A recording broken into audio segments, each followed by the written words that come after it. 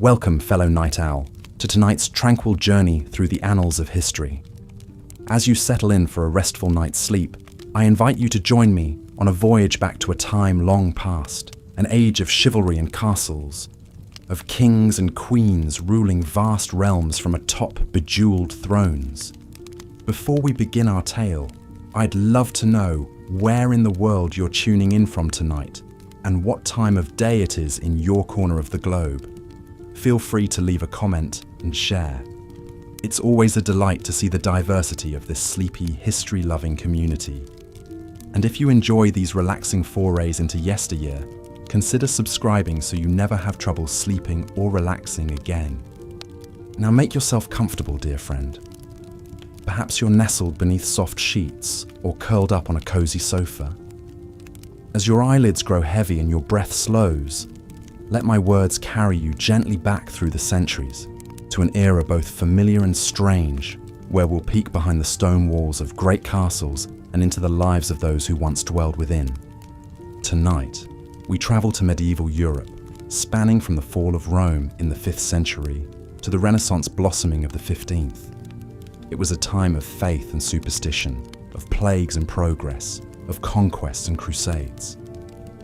Looming large over this ever-shifting landscape were the monarchs, those princes and princesses, kings and queens who claimed divine right to rule by the grace of God. From bejeweled crowns to ermine-trimmed cloaks, the royal regalia of the Middle Ages still captures our modern imaginations. When we picture the rulers of old, it's all too easy to envision them in a haze of unimaginable opulence, forever feasting and dancing, hunting and hawking, waging war and welcoming peace, draped in silks and dripping in jewels. But what was life really like for the royals of medieval Europe? How did they while away their days within the walls of sprawling castles and fortified manors, when they laid their crowned heads down to rest each night? What dreams and nightmares flickered behind their noble brows? As your own head sinks heavily into your pillow, I invite you to put yourself in their embroidered slippers for a spell.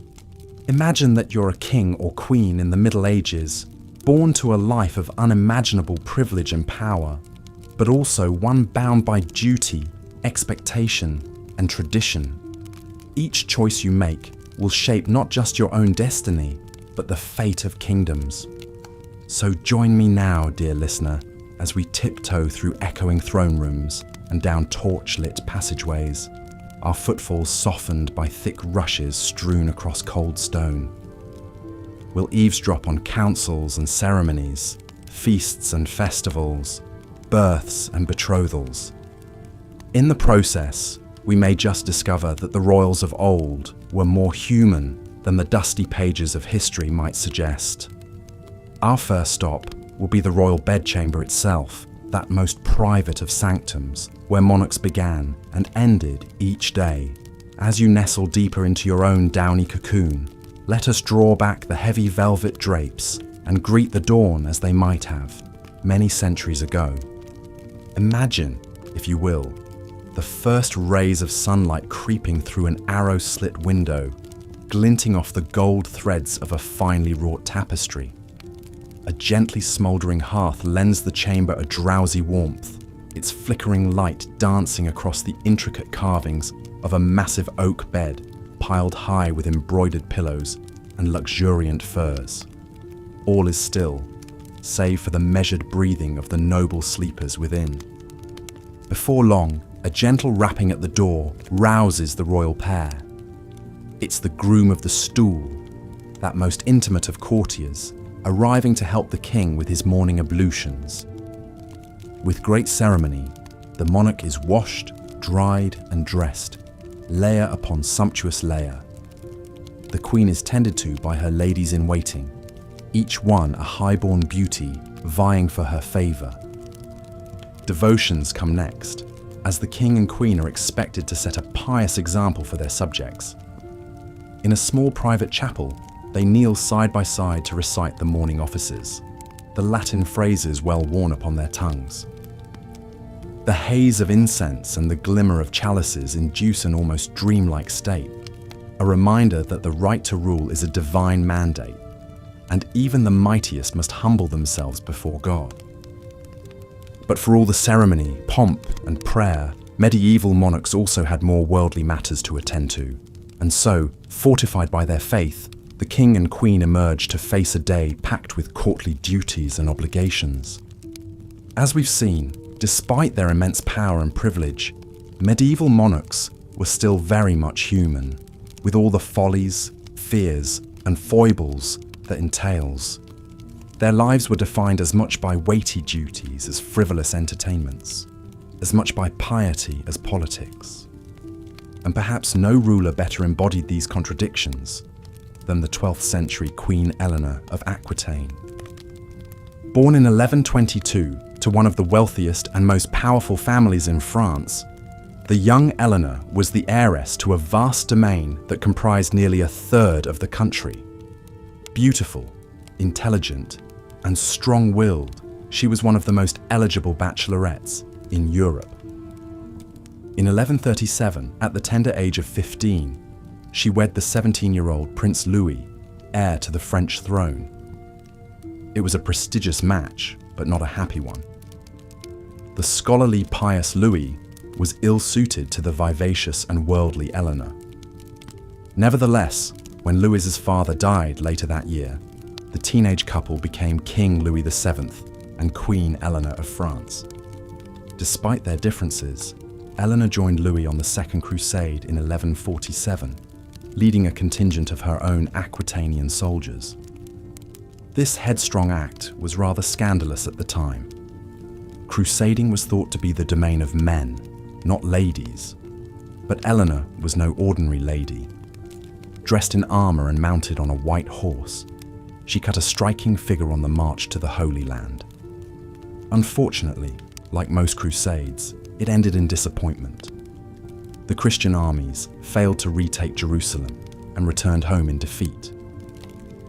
The crusade only widened the rift between Eleanor and Louis. They had never been close, but now they could barely stand each other.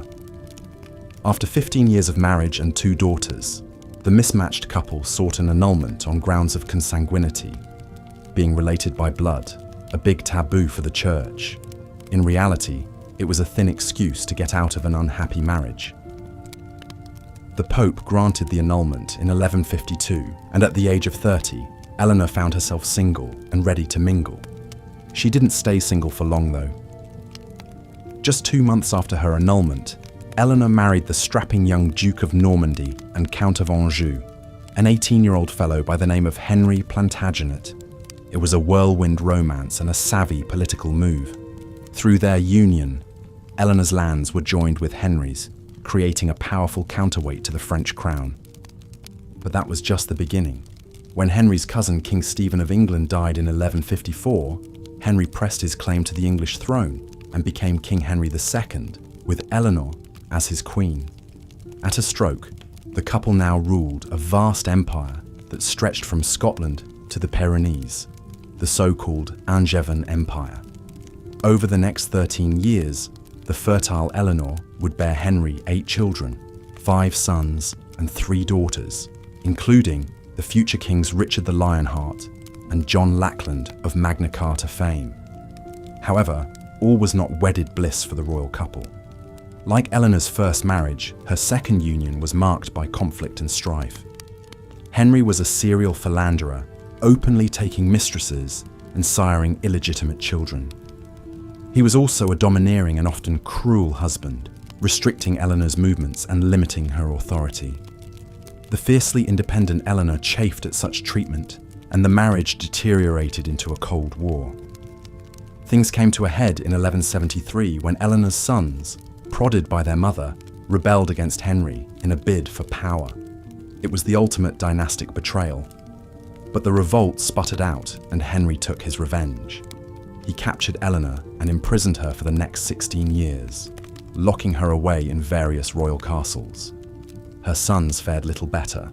Henry's namesake, the young king, died of dysentery while leading a rebellion in 1183. Geoffrey perished in a jousting tournament in 1186. But time and tide wait for no man, not even kings. When Henry himself died in 1189, Eleanor's favourite son Richard ascended to the throne, and one of his first acts was to free his long-suffering mother. At the ripe old age of 67, Eleanor rode out of captivity and returned to the seat of power. With Richard often absent on crusade, Eleanor served as regent for her son, skillfully managing the realm and his ransom when he was briefly held hostage. Even in her twilight years, the indomitable Eleanor remained a force to be reckoned with. When Richard died in 1199, she supported her youngest son John's claim to the crown over his nephew Arthur. At the age of 77, she personally led an army to lay siege to Arthur's supporters, securing the succession for John. She died in 1204 at the monastery of Fontevraud, at the astounding age of 82, an incredible lifespan for that time. In many ways, Eleanor of Aquitaine both reflected and defied the norms for medieval queens. She wielded immense power and wealth, shaping the politics of her age through her marriages and machinations. But she also endured great hardships, from an abusive husband to a 16-year imprisonment. She was a woman who broke the mold, who refused to be constrained by the expectations of her gender or station. A trendsetter and a trailblazer, a crusader and a queen, a mother and a monarch. Eleanor's extraordinary life reads like something out of an epic novel. Yet her story is no fiction, but rather a testament to the complex realities of life for medieval royalty. The power and the privilege, the duty and the domesticity, the piety and the politics, all were part and parcel of the royal experience. Eleanor embodied these contradictions perhaps more than any other, navigating them with savvy and tenacity. Her legacy continues to loom large, captivating the imagination of historians and novelists alike. As we explore the lives of other notable rulers like Eleanor, a rich tapestry of medieval monarchy emerges. A world of decadent feasts and pious fasts, of grand castles and grander cathedrals, of arranged marriages and courtly love affairs. A world where reputation was everything and dynasty was destiny, where the crown was both a blessing and a burden. In short, a world at once strangely alien and strikingly familiar. Perhaps that is why peering into the private lives of medieval kings and queens continues to fascinate us. It offers a window into a lost world, a glimpse of humanity beneath the crowns and coronets. In their triumphs and tribulations, their vices and virtues, we see reflections of ourselves across the ages. And in that sense, their stories become our stories, their history becomes our heritage. So as we conclude our journey through the rarefied realm of medieval royalty, let us take a moment to ponder the lessons their lives can teach us. The perils of power, the burdens of privilege, the weight of expectation, but also the enduring human capacity for resilience, for reinvention, for leaving a mark on history. For in the end, though they may have worn crowns and sat on thrones, they were still flesh and blood, still fallible and mortal, just like you and me. And on that note, dear listener, it is time for us to bid farewell to the gilded courts and candlelit halls of ages past. May your dreams be filled with visions of mighty castles and fair maidens, of brave knights and wise kings. And may you awake refreshed with a newfound appreciation for the royalty of old and the humanity in us all. Until next time, I bid thee good night and sweet dreams. With the founding of the Order of the Garter, Edward III set a new standard for the pageantry and chivalric ideals that would come to define royal life in the late Middle Ages. This prestigious order of knighthood, with its elaborate ceremonies, grand feasts, and distinctive emblem of a blue garter, epitomized the pomp and majesty that medieval monarchs sought to cultivate.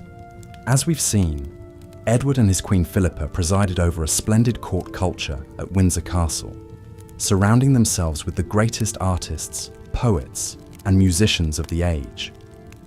But amidst all the grandeur and revelry, medieval rulers were also expected to embody a deep and abiding piety. Religion suffused every aspect of life in the Middle Ages, and this was especially true for monarchs who ruled by divine right. A king or queen was seen as God's anointed representative on earth, entrusted with leading their people, not only in matters of state, but in spiritual affairs as well. As such, medieval royalty were held to the highest standards of moral rectitude and religious devotion. A typical day for a medieval monarch would begin with morning mass in their lavish private chapel, attended by a retinue of priests and clerics. Kings and queens would spend long hours in prayer, offering supplications for the well-being of their realm and the salvation of their immortal soul. The Book of Hours, a richly illuminated devotional text, was a prized possession of many royals who would pore over its gilded pages in quiet contemplation. The religious calendar also dictated much of the rhythm of courtly life. The liturgical year was punctuated by a series of holy feasts and fasts that all members of the royal household were expected to observe. Lent, in particular, saw the royal diet restricted to very simple meatless meals in emulation of Christ's 40 days in the wilderness. But it was during the great celebrations of Christmas and Easter that the piety and majesty of medieval monarchy reached its fullest flower. The king or queen would preside over magnificent ceremonies in the great cathedrals, wearing their finest regalia and crowns. Amid clouds of incense and the chants of massed choirs, they would take communion before their assembled subjects, affirming their role as the ultimate spiritual authority in the land. This public display of piety was immensely important for cultivating the aura of sanctity and righteousness that medieval rulers depended on to legitimate their earthly power. By publicly venerating saintly relics, endowing monasteries and churches, and even embarking on holy pilgrimages and crusades, kings and queens sought to reinforce their image as the godly stewards of Christian society. Perhaps no one embodied this ideal of the pious medieval monarch more fully than Louis IX of France, known to history as Saint Louis. Renowned for his devout faith and austere lifestyle, Louis was a king who fasted regularly, wore a hair shirt under his royal robes as a sign of penance, and even invited the poor to eat at his table. He embarked on 2 ultimately disastrous crusades to the Holy Land, dying of dysentery on the second venture in Tunisia. But his reputation for saintliness only grew, and he was canonized by the Catholic Church just 27 years after his death. Of course, not all medieval rulers lived up to such lofty ideals. For every St. Louis, there was a king like Henry VIII of England, who famously broke with the Catholic Church in order to divorce his first wife, and went on to marry 5 more times. The notorious Pope Alexander VI, who reigned during the Renaissance, openly acknowledged his illegitimate children and was accused of turning the Vatican into a den of depravity. But for most medieval monarchs, piety and prayer remained an essential part of their daily lives and public personas. In an age when the line between the sacred and the secular was thin indeed, kings and queens were expected to bridge that divide, serving as both the temporal and spiritual leaders of their people. It was a weighty responsibility, and one that could take a toll even on the most devout of rulers. The great Carolingian emperor Charlemagne, who ruled much of Western Europe in the 8th and 9th centuries, was said to have wept with emotion as he took communion on his deathbed. So acutely did he feel the burden of his sins and the immensity of his role as God's vice-regent on earth. For the medieval monarchs who bore this sacred mantle, the glittering trappings of royal life, the sumptuous banquets, the silk-draped beds, the fawning courtiers, were perhaps a welcome distraction from the weighty matters of the soul that occupied so many of their waking hours. In the flickering candlelight of the royal chapel, as the king or queen knelt in prayer before the altar, the outside world, with its earthly cares and pleasures, must have seemed far away indeed. As we contemplate these long-ago rulers in their private moments of piety, we are reminded of the deeply human dimension of even the most exalted lives. Behind the crowns and scepters, the ermine-trimmed robes and the soaring rhetoric, medieval monarchs grappled with the same eternal questions that have always haunted the human heart. Questions of meaning, mortality, and the yearning for connection with the divine. In the tomb-like hush of the great cathedrals where they worshipped, or in the flickering shadows of their own bedchamber, these kings and queens sought solace and guidance from a higher power. And in so doing, they left us a powerful reminder of the enduring search for purpose and transcendence that unites us all across the ages. But even the most pious of rulers could not spend all their days in prayer and contemplation. The business of actually ruling a kingdom called, and medieval monarchs had to navigate a treacherous landscape of competing interests, shifting alliances, and powerful personalities as they sought to maintain their grip on power. Perhaps no one exemplified the shrewd political maneuvering and force of character required of a successful medieval ruler quite like Eleanor of Aquitaine.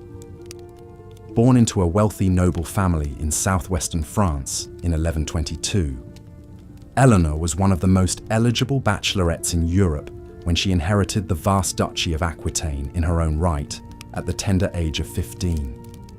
Her first marriage, to pious King Louis VII of France, was by all accounts a mismatch of personalities.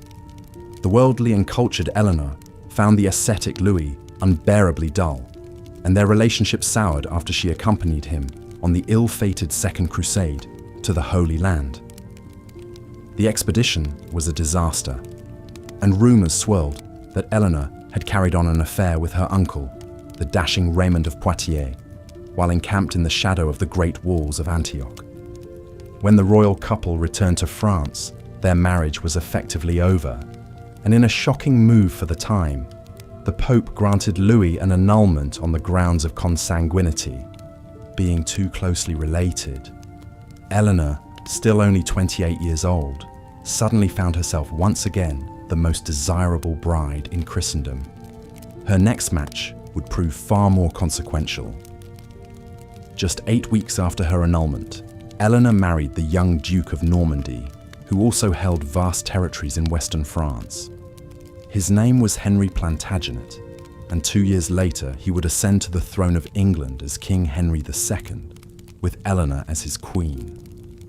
Together, Eleanor and Henry would preside over a sprawling empire that stretched from the Scottish borders to the Pyrenees Mountains, encompassing all of England and more than half of modern-day France. It was one of the largest and most powerful realms in medieval Europe, and at its centre stood the formidable partnership of Henry and Eleanor.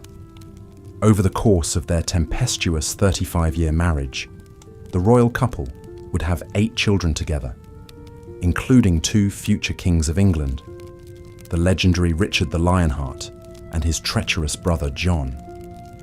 Eleanor would serve as regent for her sons when they took the throne, wielding immense power and influence in her own right. But her path to becoming one of the most powerful women in medieval Europe was hardly a smooth one.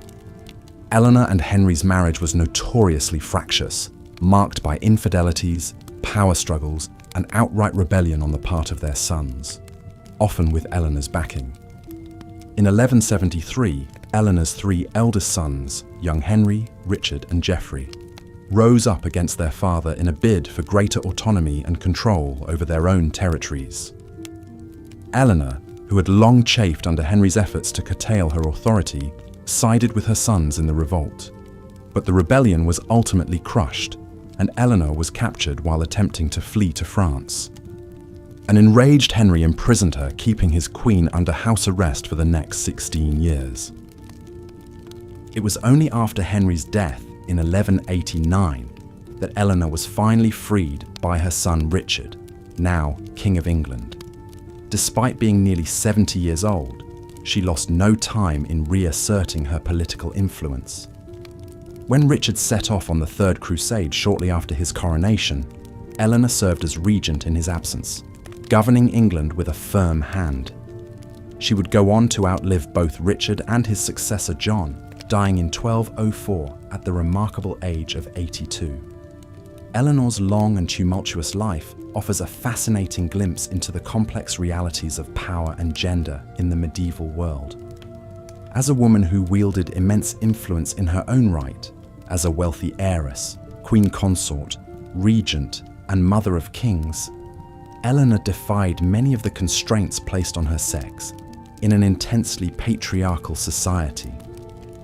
But her story also underscores the precariousness of even the most exalted woman's position in medieval society.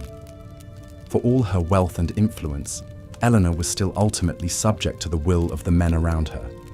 First her husband's, then her son's. Her imprisonment at Henry's hands serves as a stark reminder of the limits of female power in a world where kings still ruled supreme. And yet, Eleanor's enduring fascination for historians and storytellers alike suggests that her legacy transcends the simple trappings of royalty or the constraints of her gender. In many ways, she embodies the restless, questing spirit of an age, a time when the old feudal order was giving way to a new world of courtly romance, chivalric ideals, and the first stirrings of individualism. As a patron of the arts and a leader of the courts of love, grand assemblies where the conventions of courtly romance were celebrated and codified, Eleanor helped to shape the cultural ideals that would define the High Middle Ages. Her influence can be seen in everything from the love poetry of the troubadours to the soaring cathedrals and illuminated manuscripts that still take our breath away today. In Eleanor's story, we see a woman who grappled with the great questions of her age, questions of power, faith, love, and duty, and who left an indelible mark on the world she inhabited.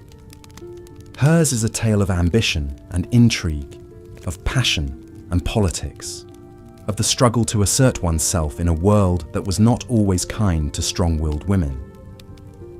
But it is also, in the end, a deeply human story, a reminder that even the most towering figures of history were flesh and blood people, with all the flaws and foibles that entails. In the flickering candlelight of a long-ago castle chamber, we can imagine Eleanor as she might have been in a rare moment of repose, a woman of indomitable spirit and fierce intelligence, yet still subject to the same yearnings and vulnerabilities that have always animated the human heart.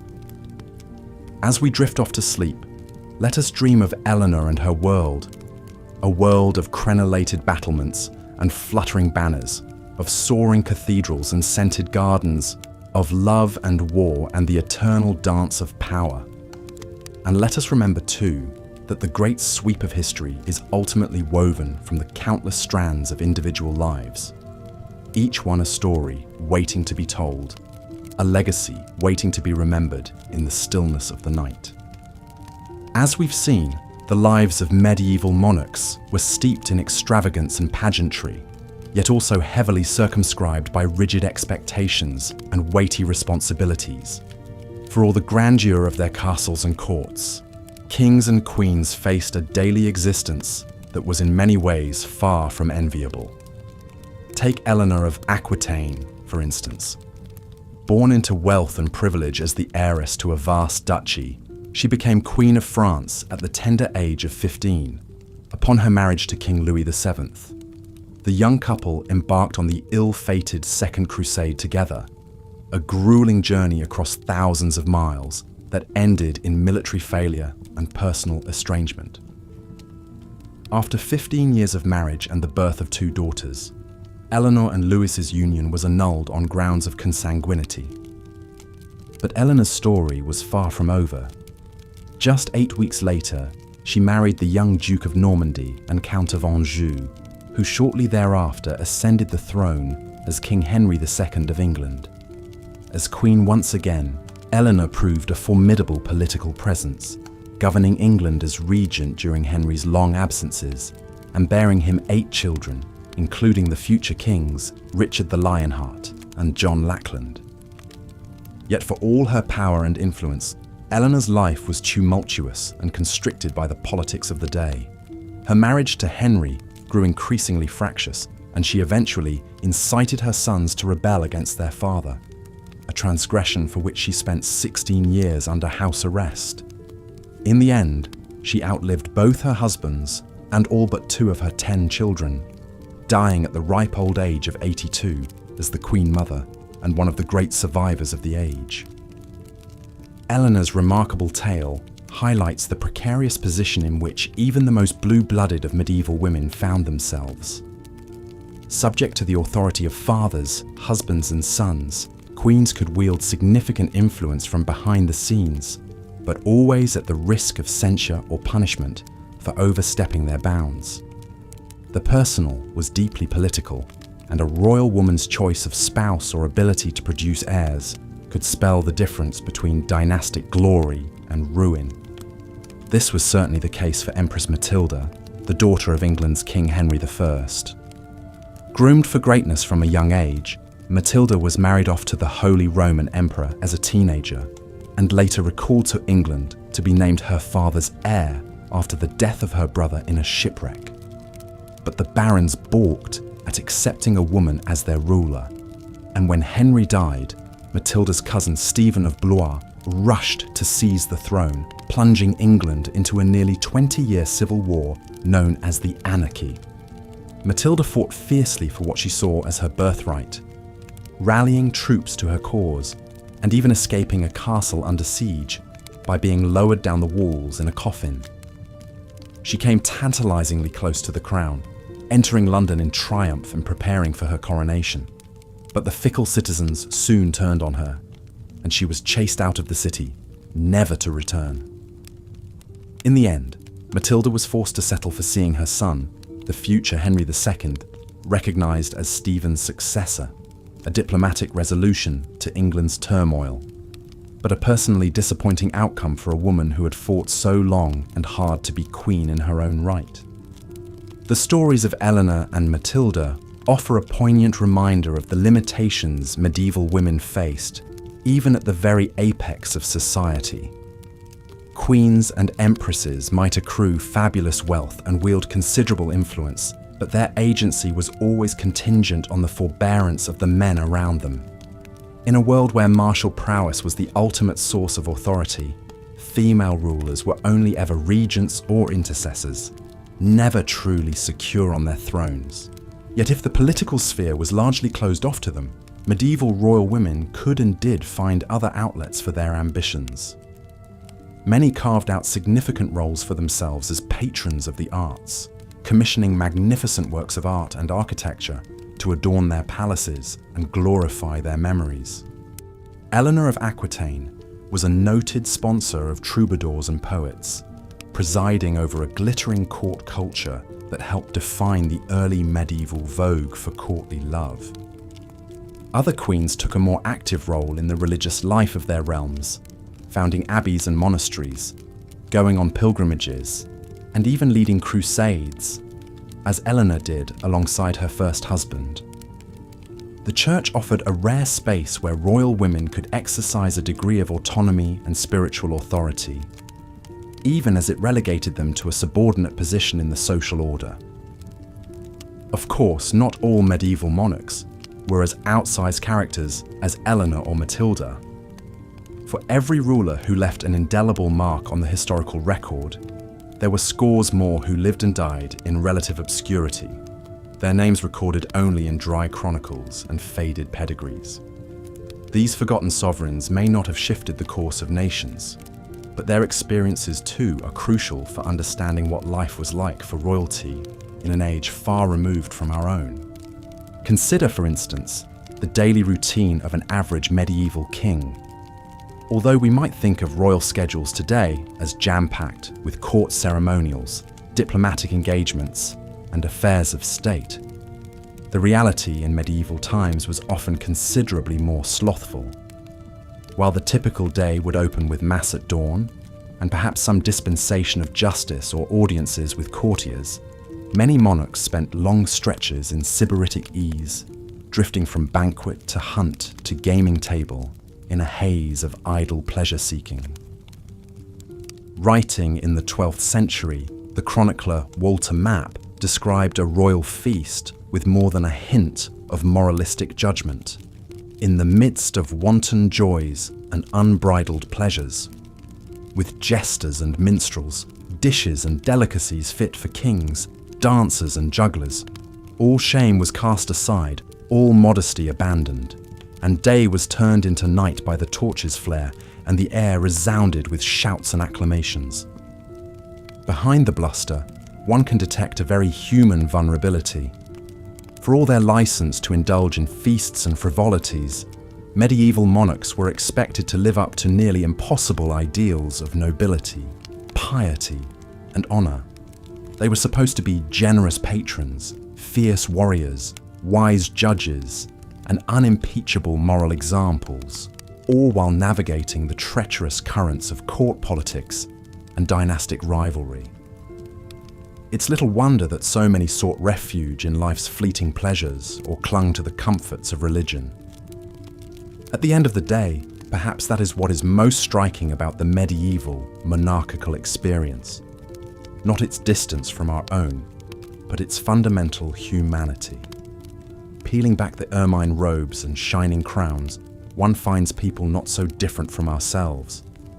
Individuals struggling to reconcile duty and desire, to make their mark on the world while playing the hands they were dealt by fate and circumstance. In a society as rigidly hierarchical as medieval Europe, it could be tempting to see royalty as superhuman paragons, blessed by birthright to glide far above the common run of cares and woe. But examine their lives more closely, and a different picture emerges. One of real men and women shouldering heavy burdens and harboring quiet dreams, much like any of us today. So, when next you settle down for the night and close your heavy eyes, spare a thought for those long ago kings and queens whose stories have drifted down to us through the ages. Imagine yourself behind the high stone walls of a draughty castle bedchamber, feeling the weight of the crown as your head sinks into the pillow. Dream yourself into their world of ceremony and intrigue, languor and longing, and ponder for a moment how much has changed and how much remains the same. As we've seen, the lives of medieval monarchs were shaped by weighty responsibilities and grand displays of power. But perhaps no ruler exemplified the precarious nature of royal authority quite like the 12th century Empress Matilda. Born in 1102 to King Henry I of England and Matilda of Scotland, the young princess enjoyed a privileged upbringing befitting her noble status. She was married at just 8 years old to Henry V, the Holy Roman Emperor, in a lavish ceremony that sealed an important political alliance. At the imperial court in Germany, Matilda thrived. She quickly adapted to the language and customs of her new home, impressing others with her poise and intellect. The teenage empress traveled extensively with her husband, even accompanying him on military campaigns in Italy. Sadly, Henry V died suddenly of illness in 1125, leaving 23-year-old Matilda a widow. With no children of her own, she returned to the English court of her father. King Henry I doted on his only surviving legitimate child. He named Matilda as his heir and forced his barons to swear fealty to her, an unprecedented move, as a woman had never ruled England in her own right before. To bolster her claim, Henry arranged Matilda's marriage to the powerful Geoffrey of Anjou in 1128. The union produced 3 sons, including the future King Henry II. But storm clouds were gathering. Many of England's barons resented the idea of a female sovereign, and Matilda's haughty demeanour at court did little to endear her to would-be subjects. When Henry I died in 1135, the stage was set for a showdown over the royal succession. The king's nephew Stephen of Blois quickly crossed the channel, seized the crown for himself, and was recognised as ruler by the English church. Matilda was incensed, with her husband Geoffrey she rallied supporters to her cause and launched an invasion of England in 1139. The perils of the monarchical life were laid bare as a bitter civil war erupted. For over a decade, the realm was consumed by bloody conflict and shifting alliances as Matilda battled her cousin Stephen for the throne. The period came to be known as the Anarchy. Despite her tenacity, the Empress struggled to win a decisive victory. Her forces captured Stephen in battle in 1141, and Matilda briefly took control of the government. But a series of strategic blunders and her imperious rule alienated erstwhile allies. A popular uprising drove Matilda out of London before her planned coronation. As the war dragged on, the people suffered immensely from the breakdown in law and order. In the end, neither Matilda nor Stephen would truly prevail. The anarchy ended in 1153 with the Treaty of Winchester, which allowed Stephen to keep the throne, but named Matilda's young son Henry as his successor. The following year, Stephen's death cleared the way for Henry II to finally restore stability to England. Matilda's decades-long fight to secure her royal inheritance was over. The dramatic saga of the Empress Matilda illustrates the reality that even the most privileged royal existence could be disrupted by political turmoil.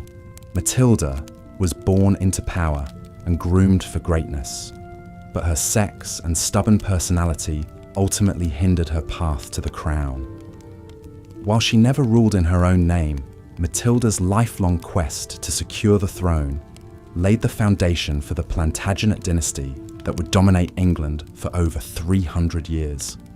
Throughout the Middle Ages, royals like Matilda were expected to serve as beacons of culture and learning for their people. In an era when access to education was limited mostly to the wealthy and religious orders, medieval monarchs played an outsized role in fostering the arts and sciences. Kings and queens would wield their vast resources as patrons, supporting the work of scholars and artisans in a grand show of power and prestige. Few things demonstrated the cultural clout of a ruler like commissioning magnificent works of architecture. Soaring cathedrals and imposing castles served as awe-inspiring tributes to both God and king. The Gothic style that flourished in the 12th to 16th centuries was characterized by pointed arches, flying buttresses, intricate sculptures, and luminous stained glass. All technical marvels requiring vast teams of skilled masons, glassworkers, and artisans to build. Take one of the most iconic examples, France's Chartres Cathedral. The bulk of this stunning church was erected between 1194 and 1250 during the reigns of Philip II, Louis VIII, and Louis IX. Its towering 112-foot stone vaulted ceiling, 176 stained glass windows, and ornate royal portal were all cutting-edge innovations for the time. As many as 300 artisans might have laboured continuously over decades to construct this Gothic masterpiece. Of course, no less impressive were the projects royals commissioned for their own residences. Sprawling palaces and fortified castles were built and expanded over centuries, each new generation of rulers adding their own flourishes. The famed Palace of Westminster in London started as a humble 11th century dwelling for Anglo-Saxon kings. But by the time Richard II began rebuilding it in 1394, the palace boasted a magnificent great hall, separate royal apartments, and defensive walls enclosing over 10 acres along the River Thames. Inside their stately homes, medieval monarchs surrounded themselves with beauty. Tapestries were the ultimate status symbol. Incredibly expensive to create, they added warmth, colour, and storytelling to drafty stone halls. Kings from Charlemagne to Henry VIII amassed vast collections of ornate tapestries, like the 14th century Apocalypse series, spanning 472 feet in length. Illuminated manuscripts, paintings, frescoes, silk cushions, and silver plate rounded out the sumptuous decor. But royal patronage extended far beyond the visual arts. Poets, playwrights and musicians could gain fame and fortune in the orbit of the court. Rulers sponsored lavish performances and competitions and hired the most renowned creator of the day as official court composers. One could trace the evolution of secular music through luminaries like Guillaume de Machaut, who served John the Blind, King of Bohemia in the 1300s. Perhaps one of the most enduring forms of cultural patronage practiced by medieval monarchs was the founding of universities and libraries. From the 1100s onward, a ruler's prestige became tied to how many scholars they could attract and institutions they could endow. The universities of Oxford, Cambridge, and the Sorbonne all had royal patrons. Vast collections amassed in places like the Library of the Louvre made Paris a capital of learning. By supporting the dissemination of knowledge, royals hoped to glorify God and their own reputations. Of course, not all cultural projects were so high-minded. Entertaining the court was a major preoccupation, and some rulers gained fame for their lavish festivities that went on for days. One particularly notorious example was the so-called Bal des Ardents, or Ball of the Burning Men, held by the French Queen Isabeau of Bavaria in 1393. For this wild masquerade, King Charles VI and several lords dressed up as wild men, in costumes of linen soaked with resin for a hairy effect. When the king's brother approached with a torch, the highly flammable outfits caught fire. Several men were burned alive, though the king was saved by the quick actions of his young aunt. The night's gruesome turn was considered an ill omen, foreshadowing Charles VI's later bouts of madness. Such tragedies aside, the cultural legacy left by medieval royalty is undeniable. The period marked a flowering of creativity and learning, with rulers leading the way as patrons. By commissioning magnificent buildings, art, and institutions of knowledge, kings and queens hoped to achieve a kind of immortality beyond their own reigns. And for we moderns peering back through the centuries, these tangible remnants of royal lives help bring a long-ago era into vivid focus. While it can be tempting to romanticize the pageantry and luxury of medieval royalty, the day-to-day reality for even the most powerful rulers was often quite constrained. The famous axiom, uneasy lies, the head that wears a crown, captures the suffocating pressure and isolation that could characterize life at the very top of the hierarchy. Even for anointed monarchs, there was little privacy or personal freedom. A royal's daily existence revolved around ritual, with each hour stipulated by religious services, official ceremonies, court functions, and prescribed leisure activities. Every action was governed by strict protocol and etiquette, from how lowly servants could approach them to what dishes could be served at a banquet. And a sprawling entourage of attendants, courtiers, and guards meant a king or queen was rarely, if ever, truly alone. Consider the claustrophobic conditions of King Charles VI of France, who reigned from 1380 to 1422. From childhood, Charles was monitored constantly, his tutors and minders tracking his every movement and conversation. He had to make a formal entreaty to the royal council for permission to visit his wife in another castle. His descent into madness as an adult only tightened the net of supervision around him. Though sovereigns wielded vast power in theory, they were often constrained by webs of tradition and aristocratic power in practice. Running a realm required keeping landed nobles happy, which meant granting them the right offices, marriages, and honours at court. And before the rise of professional bureaucracies, kings relied on their great magnates to carry out everything from collecting taxes to fielding armies, giving them immense leverage. Those who failed to placate their noble subjects could face dire consequences. The Barons' Wars of the 2600s England saw King Henry III taken hostage by a rogue confederation of lords after they felt he had slighted their ancient rights and privileges. Henry was forced to accept reforms limiting royal authority and giving more power to a council of nobles.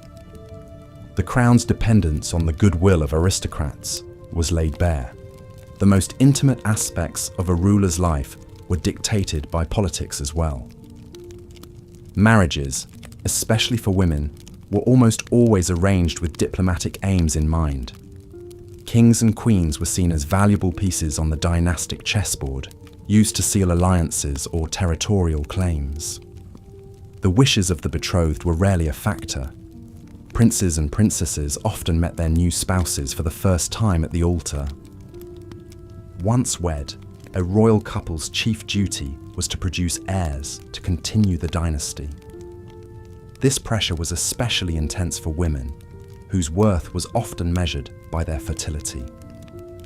The 15th century Margaret of Anjou endured 7 years of marriage to King Henry VI, without conceiving before finally giving birth to a son, Edward.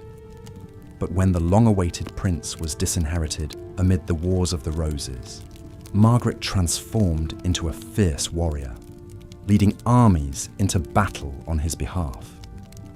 Of course, not all royal marriages were cold political alliances. The great love story of Edward I and Eleanor of Castile in the 1200s is documented in adoring letters that capture their mutual affection.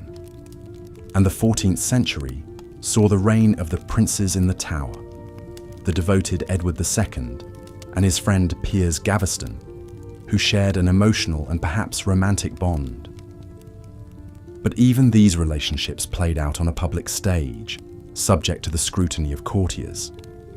Despite the immense privilege of their rank, royalty sacrificed much of their personal autonomy. The crown's seclusion also meant a formal distance from their subjects. Glimpses behind the carefully controlled facade, like Henry VI's melancholic breakdowns or Edward II's grief over the death of Gaveston, reminded the realm of the humanity of their rulers. But more often, what people saw, and what history records, is the public persona of an exalted but inaccessible figure. In the end, perhaps the greatest constraint on a medieval monarch was an unrelenting pressure to measure up to the lofty ideals of the role. Kings were to be paragons of justice, founts of honor, defenders of the church. Queens should be models of beauty, virtue, and piety. They must appear strong but merciful, dignified but generous. And through their patronage and conquest, they had to build a worthy legacy for the ages. Imagine the weight of these expectations on even the most high-born shoulders. Peering back through the mists of time, one almost sees the glittering mask of royalty slip aside, revealing the all-too-human faces beneath the crowns. The bejeweled robes and heraldic banners cannot conceal the cares and passions of people like any other. People who laughed and wept and raged between the grand ceremonies and stately portraits. As the velvet curtains of history fall closed on the pageant of medieval royalty, perhaps this is what lingers in the imagination. Not just the majestic castles and opulent treasures, but the individual men and women who bore the lonely burden of rule. While monarchs' lives were in many ways impossibly distant from our own, to empathize across the ages is to sense an inner world that was achingly familiar, whether crowned or common-born. Good night, and may your dreams be graced by the gilded shadows of yesteryear, the regal phantoms who, for all their legendary deeds and outsized renown, were still souls much like you or I. Rest now and ponder what life was truly like for those who reigned so long ago, in an era lost to antiquity, but not beyond our imagining. Until next time, fare thee well, my royal dreamer. Continuing from where we left off, let us delve deeper into the remarkable life and times of Eleanor of Aquitaine, a woman who shaped the course of history in medieval Europe. Born in 1122, Eleanor was the daughter of William X, the wealthy and powerful Duke of Aquitaine. From a young age, she was groomed for greatness, receiving an education befitting a future queen. She learned to read and write, a rare accomplishment for a woman in those times, and was tutored in languages, music, and the arts of courtly love. At the tender age of 15, Eleanor's life took a dramatic turn when her father died unexpectedly on a pilgrimage to Santiago de Compostela. As the eldest of his two daughters, Eleanor inherited the vast Duchy of Aquitaine, making her the most eligible bride in Europe.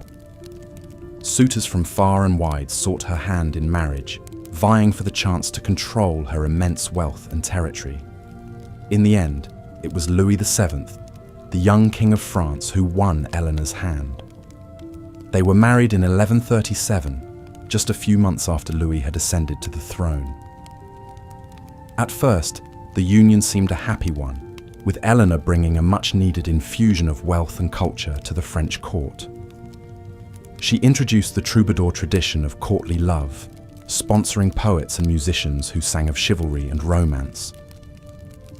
But despite their auspicious beginnings, Eleanor and Louis's marriage soon began to fray. Eleanor was a strong-willed and independent woman, accustomed to ruling her own lands. She chafed at the restrictions placed on her by the conservative French court and the pious Louis, who disapproved of her extravagance and worldly ways. Matters came to a head in 1147, when Louis announced his intention to lead the Second Crusade to the Holy Land. Eleanor, ever the adventurer, insisted on accompanying him, along with a retinue of her ladies and troubadours. The crusade was a disaster, with the French army decimated by disease and the harsh desert conditions. Rumours swirled that Eleanor had engaged in an affair with her uncle, Raymond of Poitiers, the Prince of Antioch, further straining her relationship with Louis. Upon their return to France, the royal couple's estrangement was complete. After 15 years of marriage and 2 daughters, they sought an annulment on the grounds of consanguinity, as they were third cousins. The annulment was granted by Pope Eugene III, and Eleanor was once again free to marry. Her choice of husband this time would have even more profound consequences.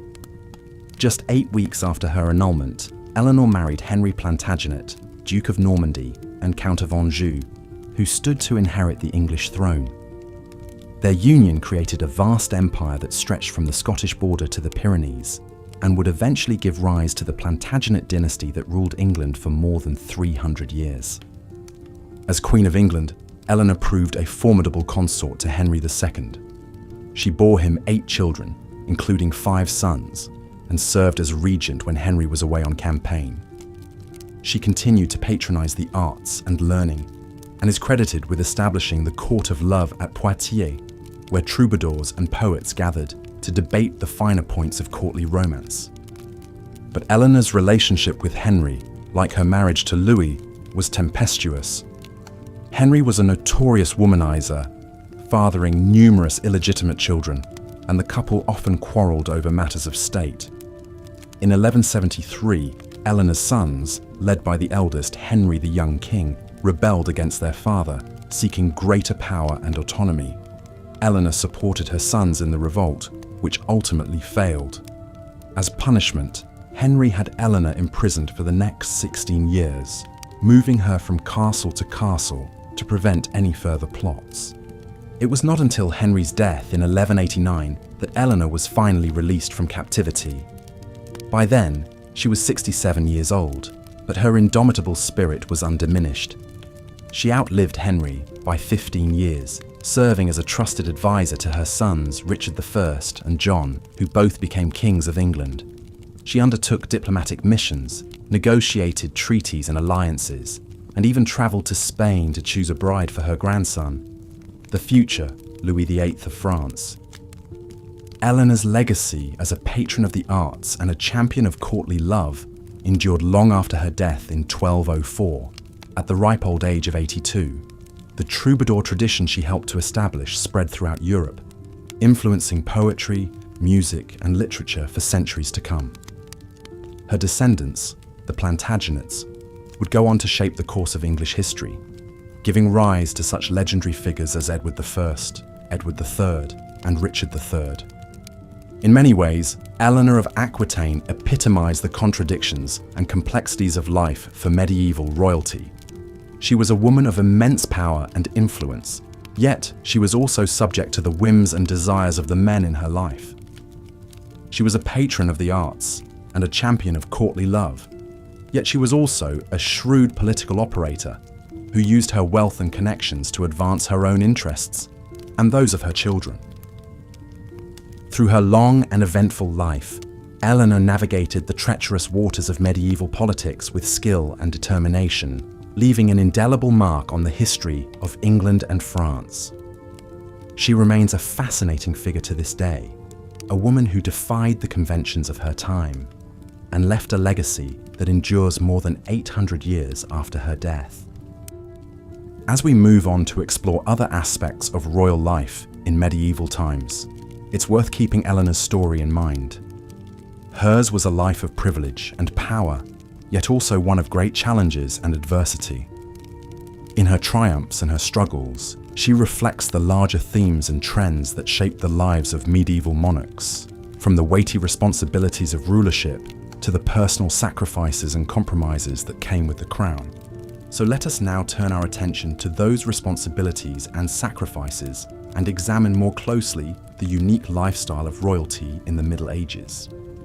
As we do so, we may find that the glittering facade of wealth and privilege conceals a more complex and often troubling reality, one in which even the most powerful rulers were subject to forces beyond their control. As the sun rose over the medieval landscape, the day began for the monarchs and their household. The first order of business was usually religious devotion. Kings and queens were expected to be paragons of piety, attending daily mass and spending hours in prayer each day. Many had private chapels within their lavish residences, where they could worship in quiet contemplation, attended by priests and ladies in waiting. Religion suffused every aspect of a medieval ruler's life. The Queen's Day often revolved around the royal children. Most queens bore many offspring, as a large family was seen as a blessing and a safeguard for the dynasty. But childbirth was perilous in an age before modern medicine. Queens frequently died in childbed, as did infants and young children.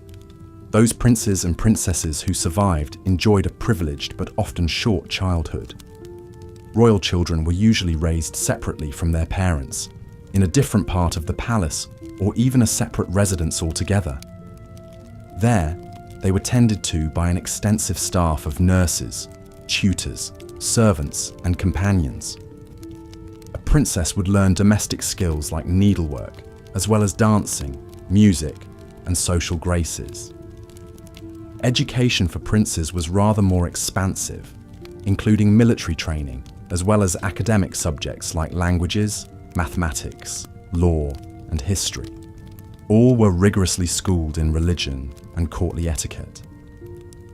But perhaps the most important lessons were in dynastic politics. From an early age, royal children knew their marriages would be arranged for political reasons, to cement alliances or bring powerful territories under the family's influence. Romance was a luxury that royalty could rarely afford. Some royal children were engaged while still in the cradle, their personal happiness a small matter compared to the good of the realm. One famous example of a childhood betrothal that shaped history was that of Eleanor of Aquitaine. Born around 1122, Eleanor was the eldest daughter of William, Duke of Aquitaine, who possessed the largest and richest province in what is now France. The willful and high-spirited Eleanor became his heiress and was much sought after as a bride. She married the future King Louis VII of France when she was only about 15 years old. Beautiful, wealthy, and strong-minded, Eleanor was not content to be a demure queen consort. When her pious husband Louis joined the Second Crusade in 1147 to fight in the Holy Land, Eleanor shocked many by insisting on going with him. Accompanied by hundreds of her ladies, the queen set out in high style, wearing armor and carrying a lance. But the crusade did not go well for the French, and Louis and Eleanor's marriage became strained, not least because she failed to produce a male heir. Matters came to a head after they returned, and Eleanor sought an annulment on grounds of consanguinity, or being too closely related. The embarrassed Louis agreed, and their marriage was dissolved in 1152, leaving Eleanor single and in possession of her huge inheritance from Aquitaine. Being a great heiress made Eleanor a prime catch on the medieval marriage market. She soon wed a dynamic young nobleman named Henry, who 2 years later would ascend to the throne of England as Henry II. By him, Eleanor bore 8 children, including 5 sons, 2 of whom would become kings in their turn. But as Eleanor aged, her relationship with the explosive and philandering Henry deteriorated. After Eleanor supported a rebellion by their sons against Henry, the furious king had the Queen placed under house arrest, where she remained for over a decade. In the first year of her confinement, 1173, Eleanor's eldest surviving son, known to history as Richard the Lionheart, once again rebelled against his father Henry. Richard, his mother's favourite, may have been emboldened knowing Eleanor supported his claim. He went to war alongside his younger brother Geoffrey, and at one point, the sons actually took their own father prisoner. But Henry finally subdued the rebellion, only agreeing to free Eleanor after Richard submitted and begged for forgiveness. Throughout her long imprisonment, Eleanor remained a strong influence over her sons, fueling their ambitions and giving advice through letters. When Henry II finally died in 1189, Richard ascended to the throne, and his first act as king was to order his beloved mother released. On Richard's departure for the Third Crusade, he installed Eleanor as Regent of England, allowing her to wield power openly for the first time. As Regent, and during Richard's long absences and captivity abroad, Eleanor worked tirelessly to raise his ransom, negotiate with the Pope on his behalf, and help rule his territories, travelling ceaselessly across England and France. The indomitable Eleanor lived to the remarkable age of 82, having spent her final years in her favourite abbey, Fontevraud. Eleanor was a shining example of how a medieval queen could carve out a significant sphere of influence despite the constraints placed upon women in her time. She cultivated an image of herself as a cultured patron of the arts, and indeed the tradition of courtly love, poetry flourished at her court, where Eleanor encouraged troubadours to write verses extolling the virtues of noble ladies. But Eleanor was an exception in many ways. For most medieval queens, their chief duty was to provide the king with male heirs. Sons were infinitely preferred over daughters to inherit the throne and carry on the family dynasty. Bearing healthy children was such an essential queenly role that infertile queens were frequently cast off, their barrenness seen as a curse or judgment from God. The pressure on queens to procreate meant that many royal women were almost constantly in a cycle of pregnancy, childbirth, and recovery for most of their fertile years. But they were also expected to preside gracefully over court festivities, even when in a delicate condition. And of course, the rigours of childbirth itself were a recurring danger that claimed many royal mothers and babies. This was the case for Queen Philippa of Hainault, wife of King Edward III of England. Philippa was a devoted consort who provided Edward with many children, including 5 sons who lived to adulthood. She held the reins of government as regent for Edward during his long military campaigns abroad. Beloved for her kindness and piety, Philippa was an ideal medieval queen. But bearing so many royal children ultimately cost Philippa her life. She died at age 55 in August 1369, days after giving birth to her 14th child. Edward was devastated by the loss of his queen, and she was deeply mourned by her people. Her grandson would one day inherit the throne as the ill-fated Richard II. While sons were the most coveted royal offspring, a medieval king also hoped for at least one daughter, who could be married off to a rival ruler to seal a peace treaty or secure an alliance. Daughters were useful dynastic bargaining chips in the unending game of feudal realpolitik. The marriage contract of a princess was often hammered out through months of tense negotiations, with every clause and condition painstakingly spelled out, and her dowry a matter of fierce haggling. Once wed, she was expected to loyally promote her birth family's interests in her new land. Queens who failed in this risked being branded traitors or worse. Most royal daughters, knowing no other way of life, accepted their fate stoically, doing their dynastic duty. A few long-suffering wives even came to love their husbands. But many led isolated and unhappy lives in a foreign court, far from home, valued only for their wedding dowry and reproductive capacity. So for a royal bride, whether negotiating her betrothal or navigating the intrigues of a new court, the best ally she could find was often her own mother. Queens worked tirelessly to advance the marriages of their children, calling in favours, smoothing over conflicts, and plotting against rivals. Once a queen's daughter was safely delivered to her husband, she strove to keep up a regular correspondence, sending letters full of news, advice, and warnings. A royal mother's counsel was often her daughter's greatest asset, as she tried to find her footing in an unfamiliar court. This special bond between queens and princesses was one of the most important relationships in the medieval world. Empress Matilda was one royal daughter who could have used her mother's guidance. Matilda was born in 1102 to King Henry I of England and his wife Matilda of Scotland. The young princess lost her mother at age 7, leaving her open to the machinations of her father. When Matilda was only 8 years old, King Henry arranged her betrothal to the powerful Holy Roman Emperor Henry V, who was more than 15 years her senior. The little princess was sent to Germany in 1110 to be raised at her future husband's court, where she was educated as befitted an empress to be. The imperial couple married in 1114, despite the bride only being 12 years old. As Empress of the Holy Roman Empire, Matilda seemed destined for greatness.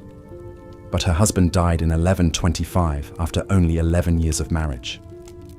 The widowed Matilda, still only 23, was suddenly left without a clear role. She had failed to bear the emperor a child, and his successor had no use for her. With few options, Matilda was forced to return to the court of her father, King Henry. Matters became more dire for Matilda when her younger brother, Henry's only legitimate son, drowned in the disastrous White Ship disaster of 1120. Suddenly, Henry had no clear heir, and many of his barons were uneasy at the thought of a woman inheriting the throne. But Henry forged ahead with his plan. The determined King Henry forced his barons to swear an oath to accept Matilda as his heir. He then arranged a second marriage for the reluctant Matilda, this time to the 13 years younger Geoffrey of Anjou.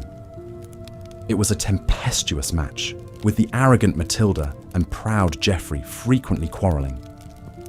But the power couple eventually came to terms and had 3 sons.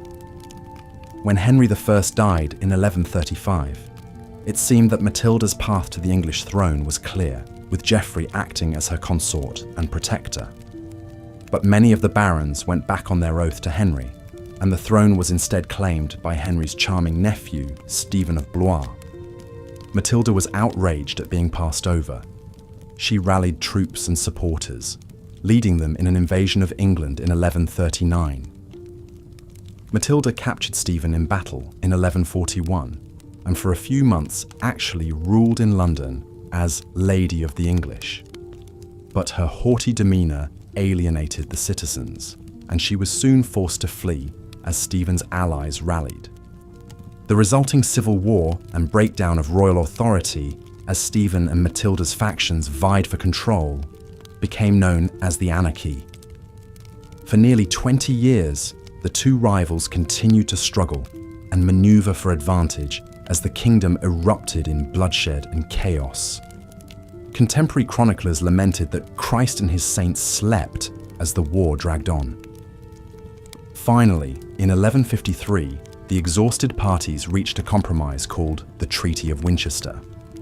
Stephen would remain as king for the rest of his life, with Matilda's son Henry named as his heir. The following year, Stephen died, and the 21-year-old Henry ascended the throne as Henry II, beginning a new era for England. Matilda herself retired quietly to Normandy, where she died in 1167 at age 65, knowing she had fought like a lioness to put her son on the throne. In the end, she lost her long struggle to be queen in her own right. But through her descendants, including the formidable Henry II and celebrated Richard the Lionheart, Matilda left a towering legacy over the English monarchy for generations to come. The saga of Matilda and Stephen demonstrates how uncertain even a seemingly ironclad royal succession could become in the chaos of the Middle Ages.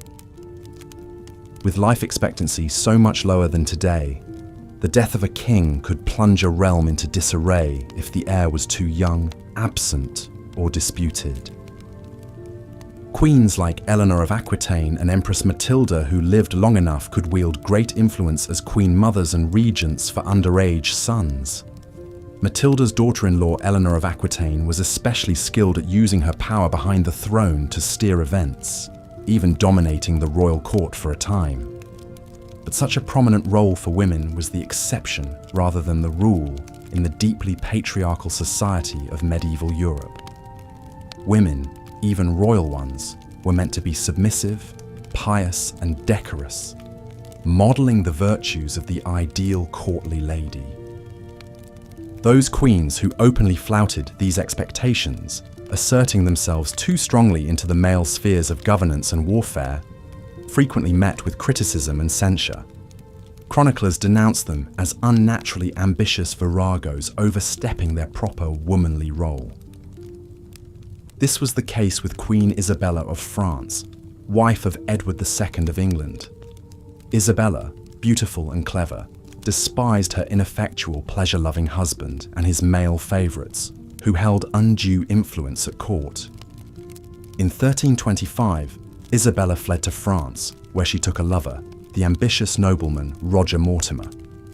The scandalous pair gathered an invasion force and attacked England, capturing the hapless Edward and forcing him to abdicate in favour of his teenage son, Edward III. Edward II soon died in captivity, almost certainly murdered on the orders of Isabella and Mortimer. The pair then ruled openly as regents, their brazen affair an open secret. But young King Edward chafed under his mother's thumb. In a palace coup, he arrested Isabella and put her lover Mortimer on trial. The Queen was spared execution and allowed to retire with dignity to a comfy exile. Mortimer, however, was promptly hanged as a traitor. Isabella's story is a cautionary tale of how even powerful queens could swiftly fall from grace if they failed to maintain the proper image of virtuous femininity. In the harsh world of medieval politics, royals danced on a razor's edge, where one wrong move could mean disgrace or death. When those missteps involved queens and their lovers, the scandal was especially juicy to royal watchers. By the later Middle Ages, most kings had resigned themselves to their wives taking discreet lovers, so long as they were reasonably cautious and bore the king's children. Of course, kings themselves frequently strayed with mistresses. It was practically expected for lusty royal husbands. Henry II of England, Eleanor of Aquitaine's spouse, famously kept a whole string of mistresses, most notably the fair Rosamond, the comely young daughter of a knight. Henry ensconced his beloved Rosamond in a sort of love nest, a picturesque bower at the centre of a hedge maze at his park in Woodstock. According to legend, a jealous Queen Eleanor eventually found a way into the labyrinth and confronted her nubile young rival, offering her the choice of a dagger or a cup of poison. The tale's ominous implication of murder only added to the fair Rosamond's romantic mystique. The reality, as usual, was doubtless more prosaic. Some historians believe Rosamond may have become a nun with Eleanor's knowledge, as a respectable way to remove her from the royal court. In any case, Rosamond apparently died of natural causes, as a charitable foundation was later established at Godstow Abbey in her name. The enduring legend of Rosamond and Eleanor demonstrates how tales of courtly love, with adulterous passions, jealous rages and tragic endings, so captivated the imaginations of medieval nobility. Such scandalous romances whether real or embellished, were the favourite gossip around palace fireplaces and banquet tables. So, where did medieval royals do most of their philandering and politicking? Much of it occurred at their favourite royal residences and power bases. Kings, queens, and their courts were always on the move between castles, keeping an eye on their far-flung domains. The great royal domiciles of the Middle Ages were not just military fortifications, but also political nerve centres and stages for court pageantry and intrigue. The mightiest castles boasted concentric rings of stout walls, towers, baileys and keeps, plus lavish living quarters decked out in rich tapestries, fine furnishings and precious plate. A splendid example was William the Conqueror's White Tower, begun in the 1070s, the first and largest building at the Tower of London complex. Though meant to dominate and intimidate William's new English subjects, the White Tower also functioned as a showy royal residence, complete with a magnificent great hall, stately apartments, and a lovely chapel. Many exquisite examples of medieval royal apartments still survive today. One of the most opulent was the Palais de la Cité in Paris, the main seat of the French monarchy from the 10th century until Charles V moved the court to the Louvre in the 1360s. The Palais de la Cité was a vast complex combining a fortress, a prison, law courts, and a dazzling royal residence. At its heart was the sumptuous Grande Salle, a hypostyle hall with soaring vaults supported by colourful marble columns. The vault was painted a deep, inky blue, dotted with golden fleurs-de-lis, evoking the night sky. Magnificent statues of French kings lined the walls, staring down regally at courtiers and visitors. Though the Grande Salle was mostly destroyed by a fire in 1618, we can still marvel at one of its exquisite side chambers, the fairy tale Sainte-Chapelle. This glorious Gothic chapel was built by King Louis IX in the 1240s to house the supposed crown of thorns and other relics of Christ's Passion. The Sainte-Chapelle is famed for its dazzling stained glass windows, an ethereal expanse of luminous jewel tones soaring nearly 100 feet above the marble floor. Brilliantly hued scenes from the Old Testament and Passion cycle mesmerize the eye, awash with glowing. Life for royalty in medieval times was a world unto itself, set apart from the toil and concerns of the common people. While the lives of kings and queens were undoubtedly privileged, full of luxury and power beyond imagining for most, they also carried heavy burdens and weighty expectations. Their daily routines were marked by strict ceremony, onerous duties, and constant public scrutiny. The royal lifestyle was at once decadent and demanding, a glittering facade masking very human struggles within.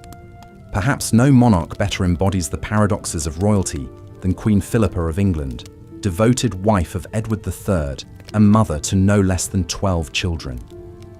Born a noblewoman of Hainaut, now in modern Belgium, the young Philippa came to England at just 13 to be wed to the 15-year-old Edward. It was an arranged match, like most royal marriages then, intended to secure a political alliance between their two lands. Yet despite its pragmatic origins, the union would blossom into a deeply loving and influential partnership. Edward and Philippa's marriage was a pillar of strength during a tumultuous time for the English crown. Not long after taking the throne, Edward embroiled England in what would become the 100 Years' War, staking a tenuous claim to the French crown through his mother. As he led armies across the Channel year after year, Philippa often served as regent in his stead, capably governing the realm. She earned widespread respect for her wisdom, grace and charity, a trusted queen who embodied the ideals of the age. But Philippa's life was far from the tranquil domesticity enjoyed by her humblest subjects. When not holding court or reviewing matters of state, she was frequently pregnant, confined to her chambers for long stretches. Childbirth was a perilous affair even for queens, and not all of Philippa's babies would survive infancy. Those who did faced an upbringing of rigid formality, every moment structured and supervised. the natural rambunctiousness of childhood tamed by decorum. Exhausting as this cycle of child-rearing was, it was also Philippa's chief duty and a source of dynastic pride. Her sons would go on to be the famed Black Prince and the powerful John of Gaunt. Her daughters she raised to be gracious and capable queens. In an age when the primary role of royal women was to secure the succession, Philippa excelled. Yet she strove to be more than a queen. She made herself a true partner to Edward and an influential force in her own right. When not consumed by matters of state or family, Philippa embraced the refined pastimes and pageantry of court. She had a passion for fine clothing and is said to have kept a wardrobe unmatched in opulence. She looked regal even by the sumptuous standards of 14th century nobility, swathed in jewels and billowing gowns. Music was another great love, her court forever filled with minstrels and troubadours. She was a cultured patron of the arts and learning, collecting exquisite books and objets d'art from the continent. Yet Philippa also took her Christian faith most seriously, as any proper monarch must in medieval times. She devoted long hours to prayer and masses in the royal chapel, and practiced charity on a grand scale befitting her station.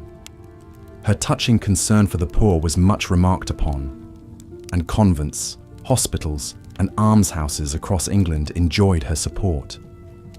She was forever interceding to the king for mercy on prisoners, or pardon for criminals condemned.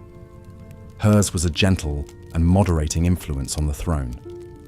Thus, even a queen renowned for her virtue had to walk a delicate line, balancing piety and dynastic duty, stately glamour and common compassion.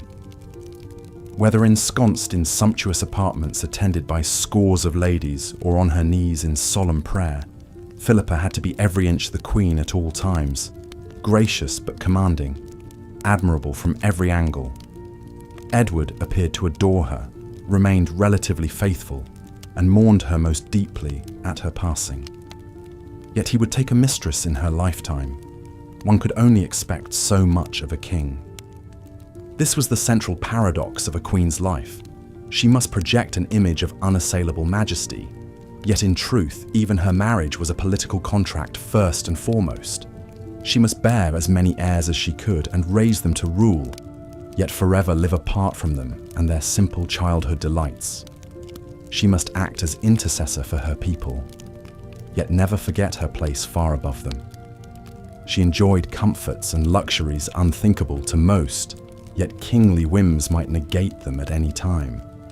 To be royal was to live atop a pedestal, resplendent to behold, but confined on all sides. When English subjects gazed up and saw Philippa and her family in all their finery, they saw mythic figures more than flesh and blood. When we look back from our vantage point today, it can be hard to see past the crowns and castles and courtly fanfare, but Philippa's story reminds us that inside the royal robes beat a human heart, with cares and contradictions not so different from our own. So come, let us return to the halls of Windsor and feel like 14th century royalty for a moment. Imagine yourself in the embroidered velvet gown, rubies and sapphires sparkling at your throat, a golden circlet upon your brow. Minstrels play a delicate air on vielle and cittern, while you dine on glazed peacock and marchpane subtleties. Your children scamper off to the gardens for a game of cups and ball. Later nights will joust for your honour in the tilt yard. But linger not overlong on these pleasant scenes, for affairs of state await in the council chamber, and the clerics have endless documents to be reviewed and sealed. A crowd of petitioners gather in the outer ward, begging justice and favour. There are disputes to settle between fractious lords, and the Scots are raiding the northern marches again. Your eldest son, still just a youth, must away to France and the battlefield, and all the while you feel a new babe quickening in your womb. Such is the life for medieval royalty. The great wheel of history turns on, and we must turn with it, leaving Philippa and her vanished world behind. But let us carry with us a certain empathy for those long ago lords and ladies. For in the dark, behind our closed eyelids, we may yet catch a glimpse of them in their private chambers, stripped of regalia and reputation. And there we might recognize kindred spirits, more like us than the storybooks suggest. The crown weighs heavy, but the humanity within endures. The crown jewels, of course, were among the most prized symbols of royal wealth and majesty during medieval times. These priceless coronation regalia, crowns, orbs, scepters and swords were encrusted with glittering rubies, emeralds, sapphires and diamonds the size of quail eggs. They were worn by the monarch during the most solemn ceremonies and state occasions. Kings and queens took great pride in commissioning ever more opulent crown jewels, each more dazzling than the last. Such ostentatious displays of riches weren't just for vanity's sake. They were calculated political statements meant to awe subjects and rivals alike with the vast resources at the sovereign's command. In an era before mass media, the bedazzling spectacle of a monarch decked out in jewel-encrusted finery was a powerful propaganda tool. It reinforced the divine right of kings, the notion that rulers were anointed by God to reign over their kingdoms. The crown jewels invoked biblical kings like Solomon, famed for their wisdom, but also their stupendous wealth and earthly glory. When worn in majestic cathedrals during holy festivals, they linked the worldly might of the monarchy to the spiritual power of the church. And when flaunted before foreign emissaries, they advertised the prosperity, sophistication, and indomitable strength of the realm. Amassing such fabulous royal treasuries was an expensive business. Skilled craftsmen devoted years to perfecting a single piece. The precious metals and gemstones were sourced from the farthest corners of the known world. Gold from Africa, rubies from Asia, emeralds from Egypt. Such far-flung origins only enhance the mystique of the jewels. The greatest medieval goldsmiths and lapidaries, experts in working with precious metals and gems, were lured to royal courts with promises of generous salaries, lavish workshops, and exalted titles. In some kingdoms, these artisans took on almost priestly status. Their arcane knowledge of metallurgy and gem cutting, considered akin to alchemy. Different cultures developed their own distinctive styles of royal regalia. The Holy Roman emperors sported an octagonal crown, mimicking the walls of Jerusalem. Byzantines favoured pendilia, bejewelled ornaments hanging from the crown over the ruler's cheeks and ears. English kings often held sceptres topped with a cross or dove to symbolise just and peaceful sovereignty. Protecting such immensely valuable royal possessions was paramount. The crown jewels were locked away in the deepest castle vaults, guarded around the clock by the most incorruptible soldiers. Merely to handle them without permission was considered treasonous. But for all the best efforts of even the most eagle-eyed warders, the dazzling allure of the jewels sometimes proved too tempting. In 1303, the treasury at Westminster Abbey was daringly robbed. The golden crown, scepters and rings of Edward the Confessor were stolen by a mysterious band of thieves. Sacrilegious as the crime was, one can almost admire the audacity of these bandits, bold as brass, making off with the most jealously guarded treasures in all the land. The repercussions were swift and terrible. Every able-bodied man in London was ordered to help with the hunt. The city gates were sealed for days. Dozens of suspects were rounded up, and one presumes the jailers weren't too fussed about observing Magna Carta rights. Though most of the jewels were eventually recovered, the crown was damaged beyond repair. This legendary heist later inspired many a ballad and morality tale, with the moral being, of course, that it is easier for a camel to pass through the eye of a needle than for a thief to escape the king's justice. For commoners, even glimpsing the crown jewels was a once-in-a-lifetime experience. Perhaps a chance peek as the royal procession wound its way to Westminster for a coronation, or a tantalising glint of gold as the monarch sat enthroned in full regalia.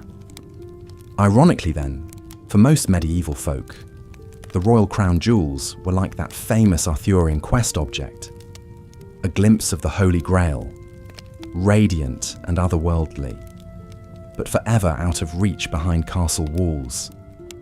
Marvellous to dream about, though. Those huge, hypnotically sparkling gemstones, the warmth of that soft, lustrous beaten gold, the sheer majesty embodied in each priceless, timeless treasure. However much the jewels bedazzled the public imagination, for the royals themselves, they could sometimes be a weighty reminder of the burdens of kingship. The 11th century German king Henry III reportedly despised wearing his crown, as it gave him headaches. The 13th century English monarch John was said to have pawned his jewels to finance his disastrous wars, a sign of his spendthrift ways. Perhaps it was a relief to set aside the £8 crown at the end of a long ceremony a day. But even in private, royals couldn't entirely escape the regalia. They wore smaller jeweled diadems and coronets as part of their everyday dress. Their furniture and tableware was festooned with gold and silver. Jewels glittered from every scabbard, goblet and slipper. Such all-encompassing opulence was customary and expected. A medieval king couldn't very well greet the Venetian ambassadors wearing a monk's rough-spun robes and a wooden bowl. Royalty had an image to uphold, one synonymous with the finest things in life, meant to mirror God's heavenly splendor and awe the masses into obedience. In a world of backbreaking poverty for most, rulers had to both look and live the part of the elect. A race of gilded demigods, draped in the most precious earthly treasures known to man. As much as we moderns might raise an eyebrow at such conspicuous consumption, there's no denying the sheer aesthetic pleasure of these magnificent artifacts. Just picture the coronation crown of the Holy Roman Empire, a soaring gold affair studded with sapphires, pearls, and an enormous ocean blue aquamarine. Or the Alfred Jewel, that Anglo-Saxon amulet with its enigmatic enamel portrait, as vividly coloured as the day it was fired. These sublime treasures still have the power to enchant and inspire. And though the kings and queens who once wore them are long gone, the crown jewels remain, tangible symbols of the wealth, power, and glory of royalty in times past. More than mere ornaments, they are the glittering stuff of legends. Of course, not all royal treasures were as flashy as gem-encrusted crowns. Monarchs also cherished more understated heirlooms that were no less significant. Take the coronation spoon used to anoint English sovereigns with holy oil, a battered little silver thing about as plain as a bean spoon. But it dated back to the 12th century and was believed to be the only relic to survive the plundering of the crown jewels in the English Civil War. As such, it was imbued with sacral and historic value far beyond its appearance. Or consider the bizarre Reichenau sword and scabbard, a 10th century German weapon with an ornate scabbard of chased silver, patterned with fantastical faces melting into each other. Scholars still argue whether the unsettling designs were meant to evoke the souls of warriors devoured by the blade, or a kingly lineage dissolving into the next. In any case, it is a sublimely eerie piece of craftsmanship and a window into the more outre side of medieval aesthetics. But such grim-seeming oddities were the exception in royal treasure hoards. For the most part, the emphasis was firmly on displays of wealth, beauty, and exquisite workmanship that attested to the refinement and might of the ruling class. Where commoners made do with crudely thatched huts, rag clothing, and leather trenchers, the king and his court enjoyed the ne plus ultra in every department. The most intricate tapestries, the most towering Gothic cathedrals, the most beguiling music. Luxuries like spices, silks, and stained glass were imported at staggering expense from the far reaches of the globe. Teams of tailors, goldsmiths, and furniture makers were kept on permanent retainer to furnish an endless stream of sumptuous goods. The royal wardrobe alone was vast enough to clothe a small city. from ermine-trimmed robes to jeweled slippers to gold-plaited underpants. No wonder that, for the average swineherd or scullery maid, the royal lifestyle seemed as impossibly remote and marvellous as that of archangels or fairy kings. And no wonder that the ultimate fairy tale ending was for a humble hero to ascend to royalty, whether by pulling a sword from a stone, or marrying a prince, or simply waking to discover it had all been a beautiful dream. Yet even in their finest silks and most pompous ceremonies, medieval monarchs were only flesh and blood. They weren't immune to the same everyday ailments, emotions and indignities as the lowliest peasant. One can picture the royals nursing headaches after too much Rhenish wine, or discreetly scratching their lice-ridden wigs, or grumpily changing out of those stiff brocaded tunics into something a tad more comfy. It's this human touch that makes them relatable across the yawning centuries. Underneath all the padded pomp and circumstance, kings and queens worried about their unruly offspring, griped about their gambling debts, and suffered from indigestion, just like anyone else. They simply did so while swanning about in palatial splendour and sporting gem-studded underwear. So as we drift off to sleep, let us dream of those long-ago lords and ladies holding court in halls hung with unicorn tapestries, supping on gold-flecked pies and rose-petal puddings, dancing the farandole by candlelight in velvet sleeves and pearl-sewn veils. A world of wonders as fabulous and far off as an illuminated page from a book of hours, yet inhabited by royals who were just as human as you or I, once you pried off their crowns. Good night, sweet princes and princesses of the distant past, and flights of angels sing thee to thy rest.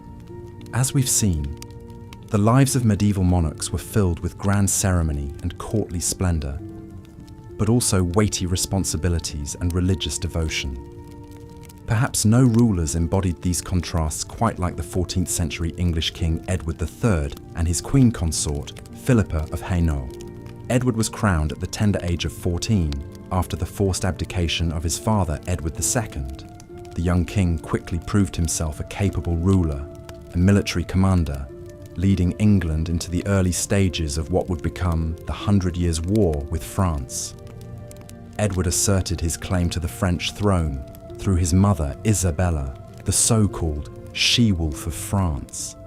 This conflict would consume much of Edward's reign and come to define the chivalric ideals of his court. Alongside her ambitious husband, Queen Philippa presided over a glittering royal household teeming with nobles, courtiers, servants, and visiting dignitaries. Philippa was no passive consort.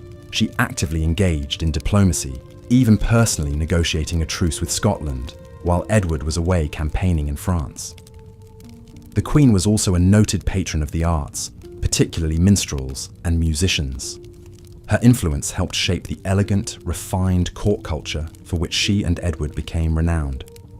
Of course, the glamour and power couple dynamics of Edward and Philippa's marriage didn't preclude them from fulfilling the primary duty expected of any royal pair, producing heirs, and in this, they certainly rose to the occasion. Philippa bore a remarkable 12 children in total, including 5 sons who survived to adulthood. The eldest, Edward of Woodstock, would earn fame as the Black Prince and father the future King Richard II. Through Philippa's many daughters, the Plantagenet dynasty forged marital alliances across Europe. For all the splendour and intrigue that swirled around them, Edward and Philippa seem to have enjoyed a surprisingly stable and affectionate union by the standards of medieval royalty. Unlike his philandering father, Edward III never kept an official mistress. He relied on Philippa as a trusted political advisor and companion. According to some accounts, as the Queen lay on her deathbed, the grief-stricken Edward dutifully held her hand for several days until she passed. Even before Philippa's death in 1369, Edward began to withdraw from public life as he entered old age. The capable leader who embodied the chivalric ideal had grown increasingly infirm in both body and mind. During his final years, he fell under the influence of his grasping mistress, Alice Perez, who purportedly plundered the royal treasuries. When Edward himself died in 1377, the once glorious Plantagenet dynasty he and Philippa had built teetered on the brink of chaos. Their great-grandson Richard II would prove ill-suited to the throne, eventually deposed by rebellious nobles. But despite the turmoil that followed, the legacies of Edward III and Queen Philippa endured. It was Edward who first established English as the official language of his royal court, a shift away from the French that had long been favoured by the Norman elite. He also founded the prestigious Order of the Garter, still the world's oldest national order of knighthood. For her part, Philippa popularised the name Philippa itself in England, where it had been quite rare, but now took its place in the royal rolls. Even more than their tangible impacts, Edward and Philippa came to embody an ideal of enlightened monarchy, ruling with a mix of piety, chivalry, patronage, and power. In later centuries, when the Tudors and Stuarts looked back to forge an English identity, they often invoked Edward as a model king, a paragon of both warrior courage and courtly grace presiding over a flourishing medieval realm. That these images tend to gloss over the more complicated realities of Edward's reign attests to the lasting pull of Plantagenet legend. Regal power in the Middle Ages was so often a family affair, the fate of bloodlines and kingdoms bound together in a great generational chess match. For Edward III and Philippa, whatever personal affection they may have shared was always interwoven with hard-nosed political calculation. Their marriage joined England to Philippa's native county of Hainaut, creating a vital early alliance in the 100 Years' War to come. These same dynastic imperatives meant that royal children were often treated more as political game pieces than beloved family members. Even for an evidently doting mother like Philippa, her daughters were destined to be used as bargaining chips, their marriages auctioned off to the most promising bidder. Princesses were routinely packed off to distant lands, as young as 10 or 12, to cement an alliance or claim a throne. Such was the case for Edward and Philippa's second daughter, the Princess Isabella. At the age of just 13, Isabella was dispatched to Gascony to marry Edward's close ally, the Lord of Coucy. The young girl's lavish wedding in 1365 served as much a show of English wealth and power as a marriage ceremony. Poor Isabella's elaborate trousseau filled an entire ship, while her dowry of 4,000 marks required another vessel to transport. The Lord of Coucy was so impressed by this ostentatious display, he voluntarily became an English vassal on the spot. Marital statecraft aside, the sheer act of giving birth was a crucial role, indeed a risky duty, for any medieval queen. With minimal understanding of hygiene and medicine, childbed presented moral peril for even the most exalted woman. Doubtless, even Philippa, who enjoyed the era's most advanced obstetric care, felt a shiver of dread each time her belly swelled with child. Perhaps she whispered a prayer to St. Margaret, the patron saint of pregnant women, or clutched an amulet of precious stones believed to aid in delivery. Of course, as with so many aspects of medieval life, royal births were witnessed by many and imbued with great political significance. When her time drew near, Philippa would take her chamber, retiring with her ladies to await labour in a darkened room sealed tightly against evil humours. As soon as a new prince or princess issued forth, bells pealed and bonfires blazed to celebrate another successful act of dynastic continuity, and a beaming Edward would dispatch riders to spread news of his expanded brood to all corners of the realm. For royal and peasant alike, children were the keys to power, whether that meant an heir to carry on a royal lineage, or simply extra hands to work the land. But even the most illustrious bloodlines must someday end. Edward III outlived both his beloved queen and his eldest son, the famed Black Prince. He died a dribbling shell of his former self, the realm he'd once commanded, already slipping into discord. There's a certain poetic symmetry to the fact that Edward was ultimately succeeded by his young grandson, Richard II, who was himself deposed and probably murdered. In the end, even the mightiest medieval monarch was made of the same breakable flesh and blood as the lowliest serf. The royal crown was always a heavy burden to bear, even when lined with the softest ermine. Perhaps there's cold comfort to be found in that essential equality. Whatever our station in life, we all grow, strive, scheme, and hurt. We love and we lose. We play our role upon fortune's stage for a brief hour, and then are heard no more. Kings and peasants alike return to the same silent dust from whence we came. And yet, some royal sparkle still catches the eye across the ages. In the heraldic lions stitched on a mouldering banner, or the entwined initials illuminated in a book of hours, in the ghostly chivalry of a poem praising long-dead knights and ladies. The traces linger like the scent of incense in a draughty chapel, or the half-remembered remnants of a dream upon waking. A dream of caparisoned steeds prancing down a tilt yard, of minstrels' melodies echoing in a rushes-strewn hall, of a gentle queen dispensing alms to the poor with a gracious hand. The clamour and pageantry fades into night's blessed hush, while somewhere in the distant darkness, a monarchy endures. As the sun set over the medieval kingdom, the castle grew quiet and still. The day's labours complete, the monarch and their court retired to their private chambers to unwind and prepare for the night ahead. For royalty, even these intimate moments maintained an air of refinement and ritual. Servants would assist the king and queen in changing out of their finery and into their sleeping attire. Luxurious nightgowns and robes of fine linen or silk, perhaps trimmed with delicate lace or fur, were donned. A chambermaid would brush out the queen's long hair with slow, soothing strokes until it shone like spun gold in the flickering candlelight. The king might sit pensively by the fire, sipping a goblet of warm, spiced wine as a page removed his shoes. These private quarters were the ultimate sanctuary, where royalty could let their guard down, away from prying eyes. Here, in the innermost chambers, the trappings of wealth and status were more understated. Tapestries depicting serene gardens and religious scenes adorned the walls, while plush carpets cushioned the stone floors.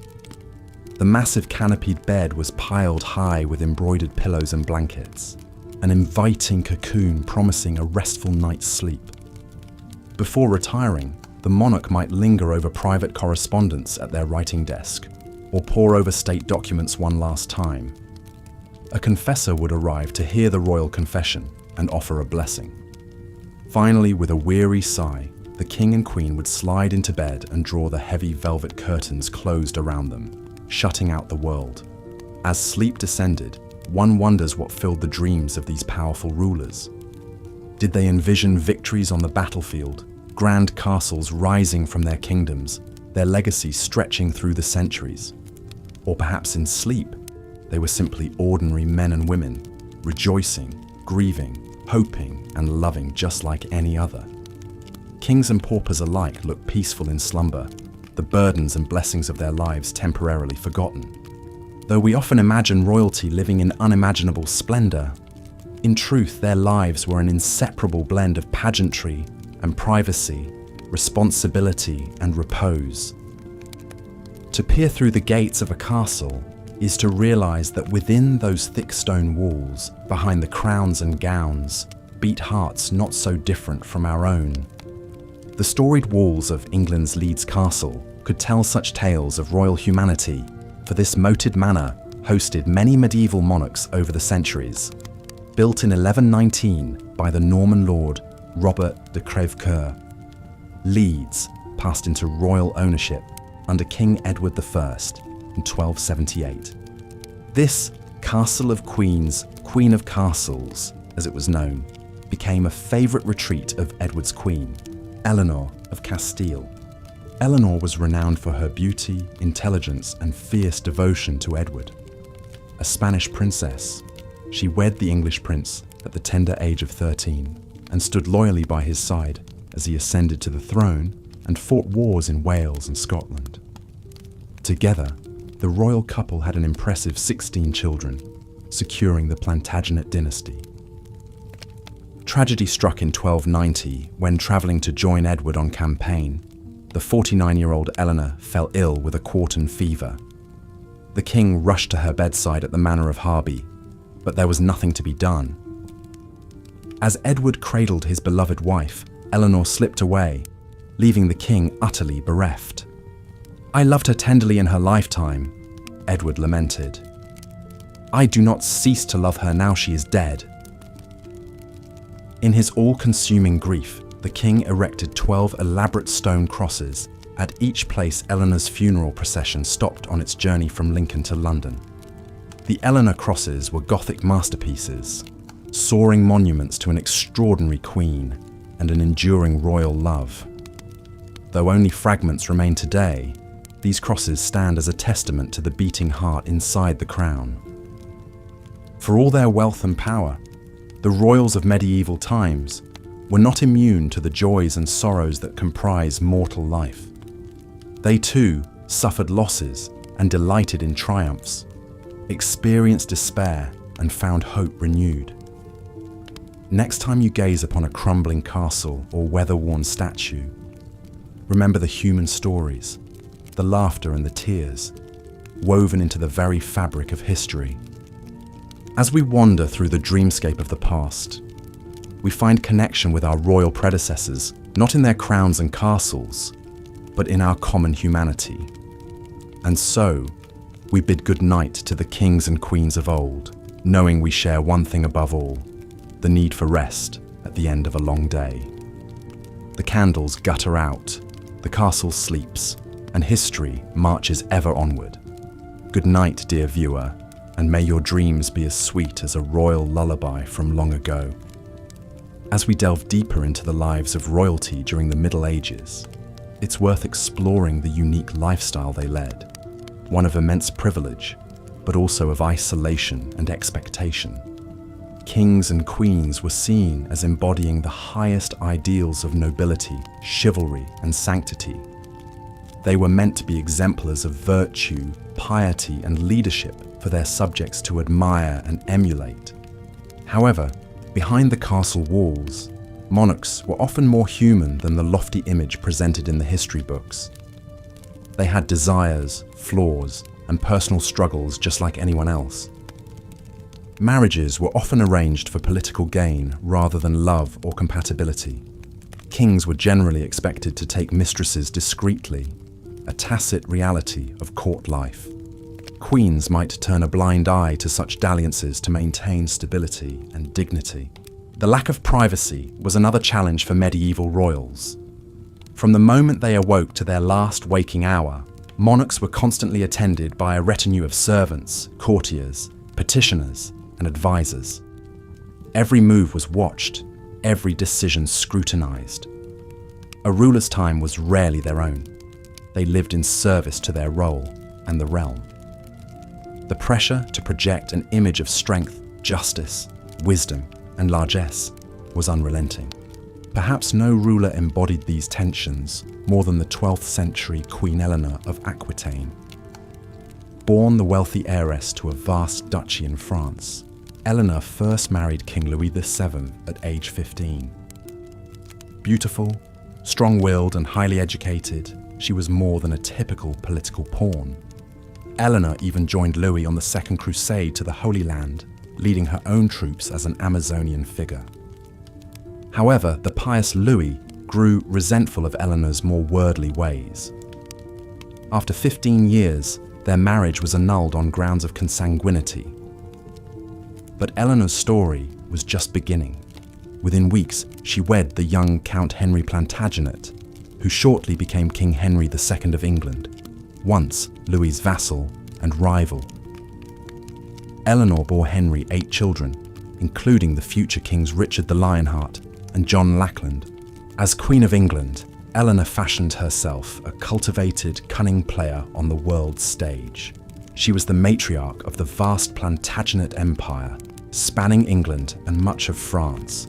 Her court at Poitiers became a centre of courtly love, troubadour culture, and chivalry, the epitome of refined romance.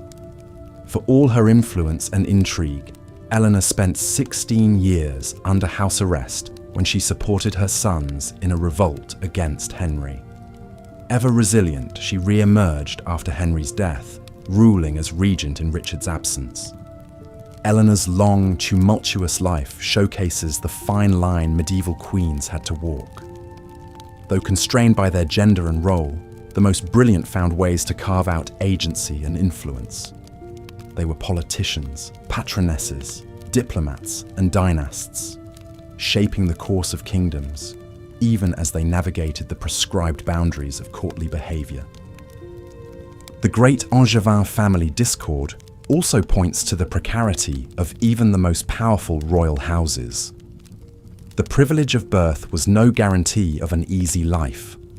Monarchs were beholden to many, to the nobility and gentry whose support they required, to the religious authorities who conferred legitimacy, to the common people who could revolt if pushed too far. Balancing all these interests while trying to impose their own will was a tightrope act. Perhaps that is what makes the royalty of the Middle Ages so enduringly fascinating. These were flawed individuals, shouldering the weighty expectations of their bloodline and station. We can trace the grand arcs of history through their lives, their triumphs and failures, their loves and losses. But we can also find glimmers of more recognizable humanity, parents trying to raise children, couples navigating the complicated dance of arranged intimacy, leaders striving to wield power while keeping their souls. In the final assessment, the royal life was as much of a gilded cage as a pedestal. The lavish trappings of monarchy came with hidden thorns. Every sumptuous feast was underlaid by the spectre of poisoning.